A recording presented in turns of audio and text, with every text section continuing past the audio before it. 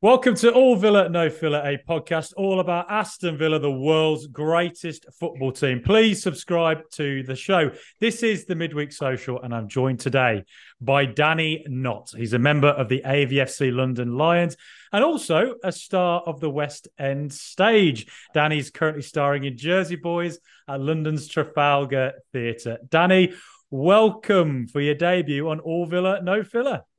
Thank you very much. Thanks for having me on. It's good to be here. I've been a long time admirer of the podcast, so it's good to get involved at last.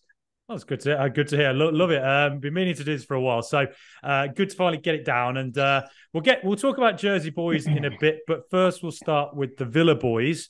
Unai Sure. Emery's men battered Brighton 6-1 at the weekend.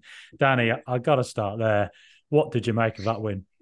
It was just unbelievable. But I think it was one of those performances where we've been threatening this for a while. And under Emery, I always feel like we have that type of performance in us. I mean, Mm, it's quite difficult at this point in time, as soon as we won the game, sat third in the table, not to get ridiculously carried away. But some of the football we were playing and the link play that you're starting to see progress between Watkins, McGinn, Diaby, Zaniolo, those four. I mean, we just hurt Brighton time and time again. And it was, mm, it's always a funny one after the sort of performance against Everton, which was, very disappointing. Obviously, a weird team, weird energy and atmosphere at Villa Park overall. But then, mm, you know, saw saw just the performance was just outrageous. Some mm. wonderful football being played, and it was like, oh, this is what we're all about. This is our identity now. Yeah, and I started to notice it after the Everton game in the league where we beat them 4-0. And I went to that game and I was sat in the North Stand watching it. And I remember watching Diaby's movement and the way he linked up with everybody and just the way he caused a bit of chaos in Everton's defence. And I thought, Mm-hmm. we beat them 4-0. I thought, I think we're going to do this to a few teams this season. I didn't think Yeah. we'd go and beat Brighton 6-1, you know? No, Um, but it was just a tactical masterclass from Unai Emery, wasn't it? that's exactly the point. I think you look at the way, and it's funny because you see on Match Today and some of the other programs that have reviewed the game, reviewed the win. I Mm, don't think they've gone anywhere near close enough to justify just the kind of job we did on them. I mm, think you look at uh, again, it's difficult to not get carried away, but you look at that midfield two of Louise and Kamara. I think mm, almost every team, bar Man City in the Premier League, have got to look at that midfield two and think, "Wow, they've got something special there." mm, I mean, the way that we were pressing sort of from the front, you saw the way that Watkins and Diaby just were forcing their keeper and centre backs to play passes into areas that they did not want to be playing into. yeah. You've got Dougie and the other midfield boys backing them up, and Kamara just screening the back four, Mm, and it just worked a treat. The amount of times, I think the most impressive thing for me was the turnover straight into a Villa attack. yeah. Like they weren't getting going at all. We didn't, they had spells in the game where they looked dangerous. Obviously, they scored a half decent goal as well. Good play from João Pedro. But I think, yeah, the midfield turnover. We're winning those battles in there, Mm. and if we can continue to do that and stay at that level, we could beat anybody. Yeah, I think you're exactly right. And in previous years, we've always been waiting for that CDM to turn up, hadn't we? We've been having a bit of. I feel like McGinn and Louise weren't really playing to their strengths in how they were used in the midfield before. Now Kamara's come in. Obviously, that allows them to play in a little bit more progressive way. And I think both of them have just gone up levels. I think they look absolutely fantastic at the moment. This is the thing. Emery is just he's picking the team, and he's it's the old adage of putting a square peg in a square hole. Mm, Like he's just, yeah, that's your best position. That's where I'm going to play you. And yeah. obviously, when he doesn't do that, for example, the Everton game is when you've got McGinn at left back. Yeah. It doesn't go very well for us. But Yeah. I think when we pick our strong, when that team sheet went out at the weekend, the chat in the group was, "This is our strongest side, Yeah. without a doubt." And obviously, we are missing key players in Mings and Buendia. Mm, But I think, given that performance at the weekend, um, I still actually would suggest that's probably our strongest team. The way yeah. that Ezri Konsa performed, and I think this has been quite a big talking point for a while amongst Villa fans, is Konsa's role in that team, and whether he can step up and be the man. Well, he was that against Brighton. He was, and the first goal was so brilliant, and it all started from Concert coming out of defence, that curved ball through the lines, and then Villa held on to it for about a minute after that. Just patience. The football, it was high quality. This is the thing, the word you use, patience, there. I mean, McGinn said it in his interview after the game. He said that how Emery's educated the players, but he's also educated the fans. And obviously, due to the work I do, it's been a long time since I've been able to get to Villa Park. I think the last time was a 1-0 win over Fulham last year at home. And there was still, keeping the ball and playing out from the back, there was still some bits of unsettled behaviour going on in the Holt. But I think he's educated us as fans. And the trust and the patience, use that word, the patience in the team now. I just trust that system. I don't panic. I don't worry. I just think, we'll keep the ball. And even if we do lose it, the turnover's so good that I just back Villa 100% at the minute. Yeah. So, I mean, I had the same experience. I went to Crystal Palace at home when we won 1-0 last year. And I remember a couple of fans around me getting really angsty about the fact Villa were playing around the back. And I was like, come on, just Unai Emery knows what he's doing here. And you saw it against Brighton, where the Brighton keeper had the ball for absolutely ages, and neither Diaby or Watkins got drawn in. They just let him have it and waited for him to make the pass. And it was like the crowd just weren't getting angsty. They weren't screaming at anyone to move. It was, as you say, it's like the crowd had been educated by, by Professor Unai at the University. I mean, that being said, it's easy enough for us to be patient when we're 2 or 3-0 up after 25 minutes. I think if it's still 0-0 and that's, cracking on to 60th minute mark, then you probably hear a few groans kicking in. But the other thing we have got, as much as the patient build-up happens, and I think Mings is probably one of our best at doing this, is we're not afraid to go long and into the channel. And Ollie Watkins he was just, I'm sure we're going to touch on this a bit more anyway, but just absolutely unbelievable. And his play in that channel, he runs those lines so well. His hold-up play is getting better, but I think his hold-up play has been improved by Diaby and Zaniolo to an extent, but Diaby for me as well. He's just always there. Yeah. He's always there to receive the ball and help him out. It's a really, really lethal partnership at times. Yeah, absolutely. And I've only seen them live once this season and in person. I was just watching them working together. It was an amazing thing to see. Yeah.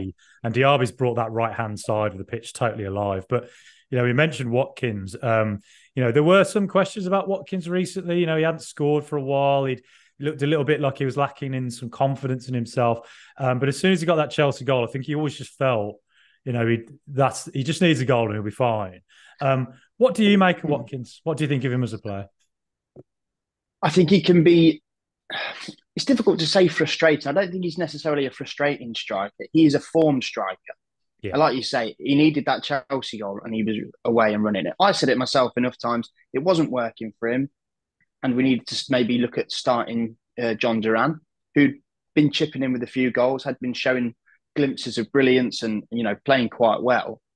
But I almost think getting that goal for Watkins against Chelsea, it's just sort of woke him up. And it was even like, the game against Brighton the other day, there was the deflected shot. I think, was it for his hat-trick? Yeah. His hat-trick goal. Before yesterday, when his form wasn't that great, that deflects and hits the bar or goes over or goes wide. And even when he's not scoring, he's the nearly guy. He goes through one-on-one and he misses a chance. And as Villa fans, we do just get on his back a little bit. I mean, that's natural. You want your goal scorer to score a goal. You see a one-on-one as that chance. But his work rate off the ball makes him equally as important to us when he's not scoring goals because he brings other players in. I mean, I'm looking at a little list here I made of the goals that we scored at the weekend, and Watkins' name is there. If he's not assisting or pre-assisting, he's scoring the goal. He was just involved in everything. And Ollie Watkins on form is up there with the best strikers in the league. Yeah. He's got to be in the England squad. Southgate was there. He's seen it with his own eyes in the flesh. I mean, if he's not picked for the next squad, you're just thinking, right, okay, the Villa agenda is back for Southgate. I did. Grealish part two. I did enjoy the commentator saying that Gareth Southgate is always welcome back with open arms to Villa Park. I was like, you don't know Villa fans very well, do I you? think you've got that one quite right, mate. Yeah, yeah. So, but yeah, Watkins' all-round game is absolutely fantastic. But Villa now, incredibly, after that opening day horror show at Newcastle, 5 wins in 7 games in the Premier League. Yeah. Pushing top 4. What have you made to the start of the season? I think you look at it on paper and you see the teams that you'd think, okay, or the start of the season. You look at Newcastle away, Liverpool away. You think if we get a point from those games, we'll have done okay. Obviously, we've lost both of those games, but winning the other 5 is just exactly what we should be doing to be where we want to be. Those are even the Chelsea game. I know Chelsea are a strange old club at the minute. I've got no idea what they're doing. They've got a great manager, big player turnaround. So you just think, I don't know quite how they're ever going to get it right again, but long may that continue, in my opinion.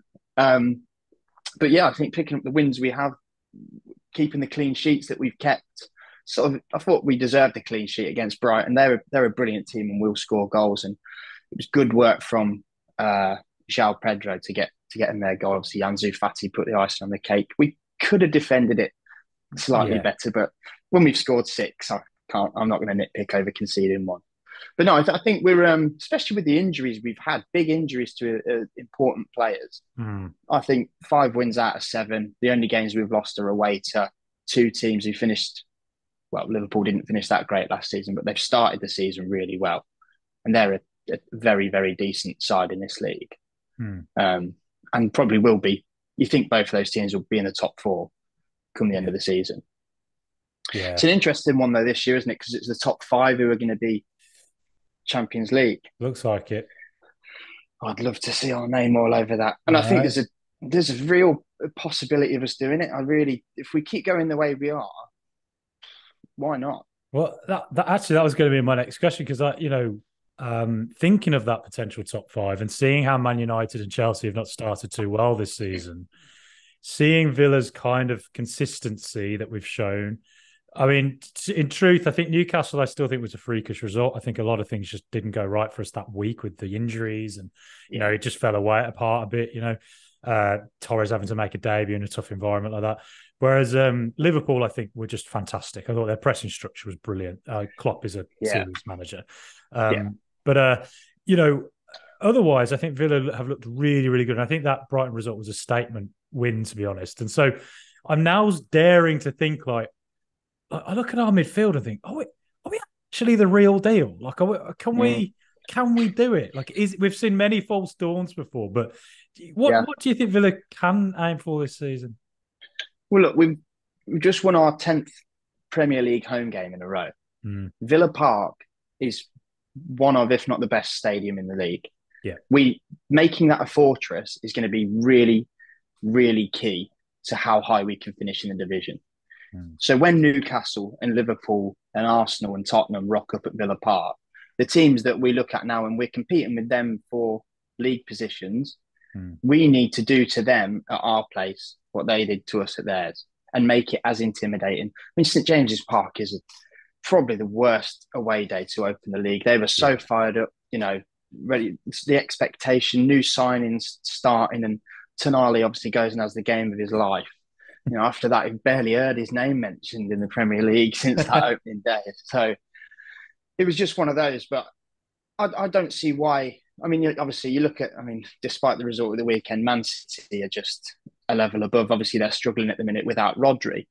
And it's clear it happens to everybody how missing 1 or 2 big players can upheave the whole performance and change your system. So, we've got unlucky with Mings and Buendia, who probably, I don't think either will play another part this season. I don't know if that's confirmed or not. Yeah. But you just think there's absolutely no reason why we can't be battling Newcastle, Liverpool. Spurs look good.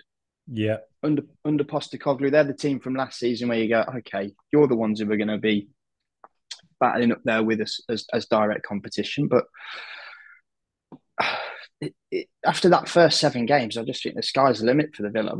for the first time in a hell of a long time. Even last season, the way we started, it was just polar opposite to how we sort of finished. Thinking about what we can achieve this season, it's dreamland for us. Absolutely. It'd be lovely to go on a cup run. Obviously, we've crashed out of the League Cup, but there's a lot of mixed reviews on that situation. I think with us competing in Europe, we could probably afford to allow one competition to go by the wayside. And despite it being a potentially very winnable trophy for us, I'm not too upset about us leaving that one. As long as we do a bit more in the Conference League and the FA Cup, it'd be nice. Yeah, completely. And, I think you look at Villa's squad and you saw Everton last week and even against Warsaw as well, where Unai Emery made the right call in the sense that he has to mix these players up. He can't keep playing the same players over and over again just because of the volume of games we're potentially going to have this season. But it feels like the squad, the overall squad, isn't quite where it is yet. You sort of just remember we're still just a year into Emery's reign. Like we're probably slightly ahead of where a lot of he himself might have anticipated it would be. So I think looking ahead, it's like getting the full squad right is what will give me a lot more confidence that we can definitely make something like a Champions League. I just worry if we get one injury to like a Dougie Luiz or something, and touch wood that doesn't happen, of course. Yeah. I mean, we can't afford. I mean, we're hoping we've had that bad slice of luck because losing Mings and Buendia, who would have been both massive players in this team, probably both knocking on the door to start. Although I think Buendia probably would have fallen to the bench in light of allowing Zaniolo to shine. Still, he's one player that I'm just so excited by. Yeah. I went to see a game, Roma against Juve, a few years ago, and it was a game he actually, unfortunately, did his ACL. Oh, really? But the first 25 minutes of it, I was sat there with a mate of mine just thinking, wow, this guy's a player. And, Cristiano Ronaldo was at Juventus at that time, putting in a great shift. But Zaniolo was the one that caught my eye in that game. And when it was sort of rumoured we were signing him, I thought, if we get anything like that player I saw that day. Yeah. But yeah, I mean, squad-wise, Tielemans hasn't covered himself in any glory with the performance against Everton, but I think there's definitely a player in there. Yeah. A player that needs to settle, and once it starts going right for him, he'll be fine. But yeah, the rest of the bench and the squad is looking a little thinner than we probably would have liked to have seen. Yeah. I think Zaniolo, what's amazing about him is just his skill set, but the fact he's such a physical brute. You don't really see players like that very often who have those two sides to them. It's either one or the other most of the time. But I think where he'll be effective might be a game like Wolves that we've got coming up next, where if Wolves are going to sit deep, maybe like a penetrating run from Ramsey won't be as effective as it would be against Brighton, whereas Zaniolo picking, lot picking, might be be where we see how effective he is as a signing. So the Wolves game, we don't tend to do too well there. What are your thoughts on it? Well, they're going to be buoyant from the win over City at the weekend. I still think, I've not really paid too much attention to Wolves so far this season. It's sort of you sort of know what you're going to get from them. They're not going to cause too many shocks, apart from obviously the one at the weekend. I think Pedro Neto is a quality player, and he always causes us problems. Like I hate coming up against him, but I think I don't know. I can't see us not winning. I just think we'll have enough in the tank. Obviously, we've got the game midweek with the Conference League against Zielinski. Yeah. So we'll see. Obviously, there'll be some squad rotation, but I think if we can pick our strongest possible 11 to take on Wolves, I'd see three more points in the bag. Yeah, I'd hope so. We haven't had much luck at their stadium for a while, but hopefully, I think it's overdue. Is how there's a lot of Wolves fans will not enjoy hearing that. But well, Professor Unai loves breaking a curse, doesn't he? He does. He loves smashing a hoodoo. So why not the one at Molineux? Absolutely, he's ended many of them. So one more to go. So we mentioned Emery. We've both supported Aston Villa for a long time, of course. We're just under a year into Emery's reign. It's early days, of course, but Is this the best Villa team or the best manager you've seen in the time you've supported the Villa? It's really hard to say no. Yeah, I absolutely loved the team that we had under Martin O'Neill. yeah, Supporting the club at that time for me was fantastic. I mean, I was at university studying up in Newcastle at the time during that sort of period, and it was just oh, I just loved watching us play. The link up play between Agbonlahor, Carew, that midfield that we had was just yeah. so good. But this team, I don't think that team had the identity that this team have got. No. And football has moved on a lot since then. It's a tough question. Yeah. I think ask me in 6 months. Yeah. I mean, my first season was the Ron Atkinson when we came second in the Premier League. So obviously, I have great early memories of like when Villa would every week just beat teams. Yeah. But the O'Neill era was, probably the one where. But you look at that O'Neill team, and it was always it was quite repetitive. I think it was quite easy, for other teams to work out what to do, though it was hard to stop Villa because they had such a good team. But at home, we couldn't quite ever. It was always at home that we weren't as strong. And it feels like that's been the case for a long time for under a few managers. So it's only now under Emery that I'm like, finally Fortress Villa Park, Yeah. I said, it's been a hell of a long time coming. I mean, God, we've had to endure some really horrible times. And it's quite funny, if you ask me about my favourite Villa team, I mean, watching us in the Championship under Dean Smith, that Villa Park, I went an awful lot at that time. And I just remember coming away from Villa Park with such a good feeling all the time. Yeah. I remember thinking, God, this is such a nice era for the club. Okay, we were in the Championship and it's not where we wanted to be, but after the years we'd had prior to that of just struggling in the Premier League for 3 or 4 years, I mean, that team and Dean Smith, when he got it right, was lovely to watch as well. Yeah, the 10-game winning streak. I mean, I'd also, throwing it back, I sort of started going to Villa properly as a kid, just towards the end of Brian Little's tenure. Right. Just as John Gregory came in, I remember being sat right down by the dugouts, and we beat West Ham 4-1. And it's one of my earliest Villa memories is just John Gregory leaping into the air with his arms up, real big, like real fan celebration for the manager. I'm just thinking, I like that. Yeah. I feel like I vaguely remember that game as well. But so this is a midweek social, so we ask a few different questions in here, and you sort of mentioned it there actually. But so, how did you become an Aston Villa fan? Yeah, my dad was a Villa fan, and all that side of the family were Villa. A lot of my mum's side were Blues actually, right. But there was never any sway from that side. Dad sort of nailed it down very quickly. Every year was just thrilled to get a Villa shirt for my birthday or was Christmas. It was the top of the list every single year. It didn't matter what was going on with the club. But yeah, I remember one of my first games, I think was we drew 2-2 with Arsenal. And there was a last minute goal from Arsenal very late on, maybe like 87th minute. I can't remember who the player was now, but I remember bursting into tears when he scored, just crying on my dad's shoulders, absolutely disconsolate. Villa should have won. And I think just after that, it was always, Dad, can we go down to Villa? Can we go and watch the Villa?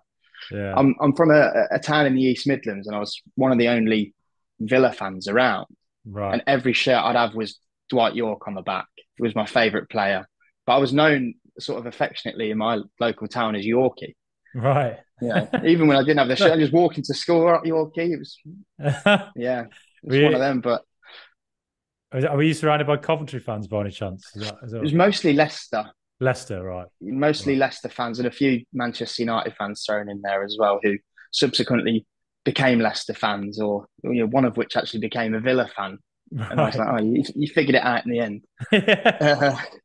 But I loved it as a kid, being the only Villa fan around.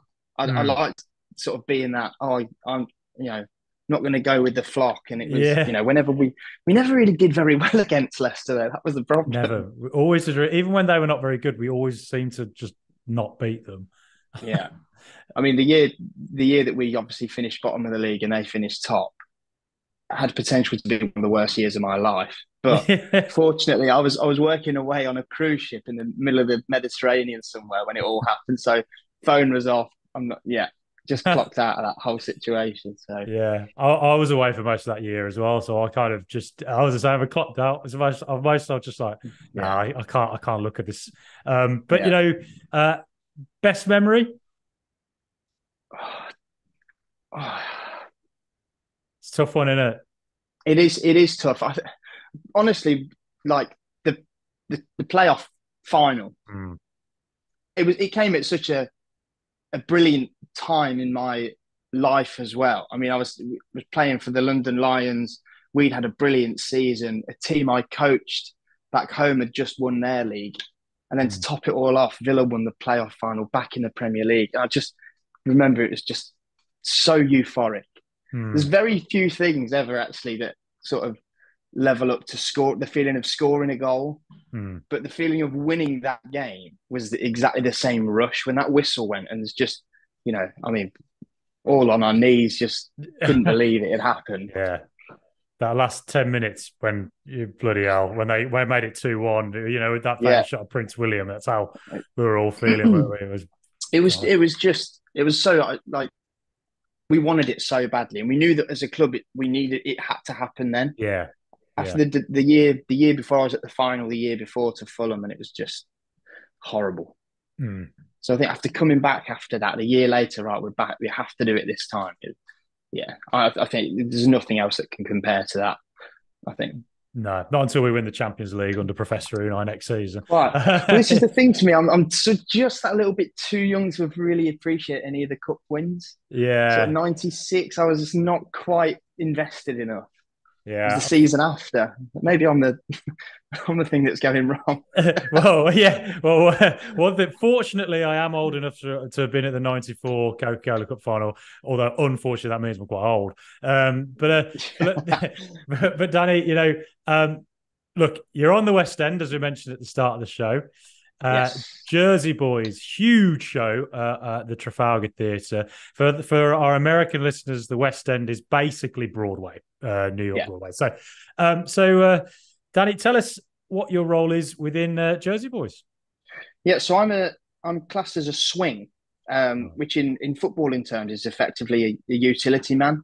So I'm the sort of first sub, but I can play any of 6 roles in the show at any one given time. Yeah. So essentially, I have to learn the script from top to bottom, know everybody's movements, know everybody's, positions and everything like that, just so I can just slot in when needed. And it happens a hell of a lot. But yeah, I've been there for almost 18 months now, and I adore the show. Right. It's great. The music's absolutely phenomenal. It's timeless music. The storytelling is, I think, it's one of the best scripts in the West End. Mm. You very rarely get, when these musicals come out and they sort of tell the life story, or they're using a certain artist's music. Yeah. They're often dressed up with some, far-fetched storyline to link all the songs together. Whereas with Jersey Boys, what you get is, this is the story of the 4 seasons. This is the things and the troubles that they had to endure to get to where they got to be one of the best known bands of all time.